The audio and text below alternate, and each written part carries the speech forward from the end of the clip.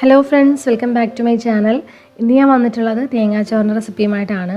പല രീതിയിൽ തേങ്ങാച്ചോറ് വെക്കാറുണ്ട്. ഞങ്ങളുടെ നാട്ടിലൊക്കെ വെക്കുന്ന ആ ഒരു രീതിയിലാണ് ഞാനിന്ന് കാണിച്ചു തരുന്നത്. വീഡിയോയിലേക്ക് പോകുന്നതിന് മുമ്പ് നിങ്ങൾ ഈ ചാനൽ ആദ്യമായിട്ടാണ് കാണുന്നതെങ്കിൽ സബ്സ്ക്രൈബ് ചെയ്യാൻ മറക്കരുത്. അപ്പോൾ ഈ തേങ്ങാച്ചോറ് എങ്ങനെ ഉണ്ടാക്കുന്നതെന്ന് നോക്കാം. അപ്പോൾ ഞാൻ ഈ തേങ്ങാച്ചോറ് ഉണ്ടാക്കിയെടുക്കുന്നത് വലിയൊരു പ്രഷർ കുക്കറിലാണ്. ഞാനിവിടെ ഒരു 5 ലിറ്ററിൻ്റെ കുക്കർ എടുത്തിട്ടുണ്ട്. ഇനി ഇതിലേക്ക് നമുക്ക് വെളിച്ചെണ്ണ ചേർത്ത് കൊടുക്കണം.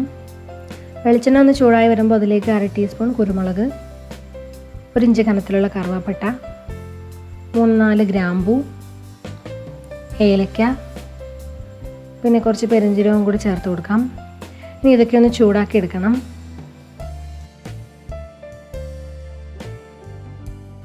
ഇപ്പോൾ ഞാൻ ഈ മസാല കുറച്ച് സമയം ഒന്ന് ചൂടാക്കി എടുത്തിട്ടുണ്ട്.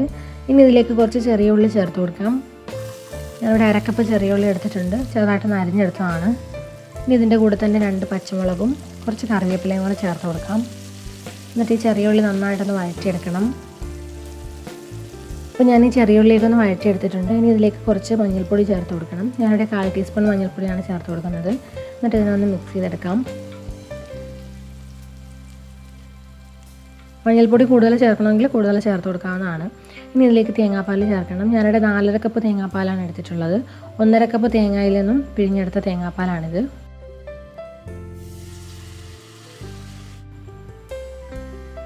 അപ്പോൾ ഞാൻ തേങ്ങാപ്പാൽ ഒഴിച്ച് കൊടുത്തിട്ടുണ്ട്. ഇനി ഇതിൻ്റെ കൂടെ തന്നെ 1 കപ്പ് വെള്ളവും കൂടി ചേർത്ത് കൊടുക്കാം. ഞാനിവിടെ ടോട്ടൽ 5.5 കപ്പ് വെള്ളമാണ് എടുത്തിട്ടുള്ളത്. ഓരോ അരിയുടെയും വേവിനനുസരിച്ച് നമുക്ക് വെള്ളം ചേർത്ത് കൊടുക്കാം. ഞാനിവിടെ എടുത്തിരിക്കുന്നത് 2 കപ്പ് അരിയുടെ അളവിനാണ്. ഇനി ഇതിലേക്ക് ആവശ്യത്തിനുള്ള ഉപ്പ് ചേർത്ത് കൊടുക്കണം. ഉപ്പും കൂടി ചേർത്ത് നന്നായിട്ടൊന്ന് മിക്സ് ചെയ്തെടുക്കാം. ഇനി ഇതൊന്നും ചെറുതായിട്ടൊന്ന് തിളച്ച് വരുന്നവരെ ഒന്ന് വെയിറ്റ് ചെയ്യാം. നമ്മളിതിലേക്ക് ചേർക്കുന്നത് മട്ടയരിയാണ്. 2 കപ്പ് അരിയാണ് ഞാനിവിടെ എടുത്തിരിക്കുന്നത്. അത് നന്നായിട്ട് കഴുകി വൃത്തിയാക്കി എടുത്തതിന് ശേഷം നമുക്കൊന്ന് വെള്ളം ഊറ്റിയെടുക്കാം. 3-4 പ്രാവശ്യം വെള്ളം മാറി ഒന്ന് കഴുകി വൃത്തിയാക്കി എടുക്കണം. എന്നിട്ട് അത് വെള്ളം ഊറ്റിയെടുക്കണം. അപ്പോൾ ഞാനതിൻ്റെ വെള്ളമൊക്കെ ഊറ്റിയെടുത്തിട്ടുണ്ട്. അപ്പോൾ നമ്മുടെ തേങ്ങാപ്പാലൊക്കെ ഒന്ന് തിളച്ച് വന്നിട്ടുണ്ട്. അപ്പോൾ അതിലേക്ക് നമുക്ക് ഈ അരി ചേർത്ത് കൊടുക്കാം. ഇപ്പോൾ ഞാൻ അരി ചേർത്ത് കൊടുത്തിട്ടുണ്ട്. ഇനി ഇത് നന്നായിട്ടൊന്ന് മിക്സ് ചെയ്തെടുക്കണം. ഇനി ഈ സമയത്ത് നമുക്ക് ഉപ്പുണ്ടോയെന്നൊന്ന് ചെക്ക് ചെയ്ത് നോക്കണം. ഇനി ഇത് നമുക്ക് അടച്ച് വെച്ചൊന്ന് വേവിച്ചെടുക്കാം. 3-4 വിസിൽ വരുന്നവരെ ഇതിനെ വേവിച്ചെടുക്കണം. മീഡിയം ഹീറ്റിലിട്ടാണ് വേവിച്ചെടുക്കുന്നത്. പ്രഷർ കംപ്ലീറ്റ് ആയിട്ട് പോയതിന് ശേഷം മാത്രം കുക്കർ തുറന്ന് നോക്കാം. തുറന്ന ഉടനെ ചിലപ്പോൾ വെള്ളത്തിൻ്റെ മയം ഉണ്ടാവും. അപ്പോൾ കുറച്ച് നേരം ഇവിടെ വെച്ചതിന് ശേഷം ഒന്ന് മിക്സ് ചെയ്ത് കൊടുത്താൽ മതി. ഇപ്പോൾ ചോറ് നല്ലതുപോലെ വെന്ത് വന്നിട്ടുണ്ട്. വെള്ളം കംപ്ലീറ്റ് ആയിട്ട് വറ്റി വന്നിട്ടുണ്ട്. നമ്മുടെ തേങ്ങാച്ചോറ് ഇവിടെ റെഡി ആയിട്ടുണ്ട്. നമുക്കിനി ഇത് സെർവ് ചെയ്യാം.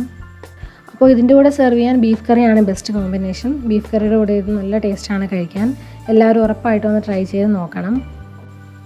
അപ്പോൾ എല്ലാവർക്കും ഈ റെസിപ്പി ഇഷ്ടമായെന്ന് വിചാരിക്കുന്നു. വീഡിയോ ഇഷ്ടമായാൽ ലൈക്കും കമൻറ്റും ഷെയറും ചെയ്യണം.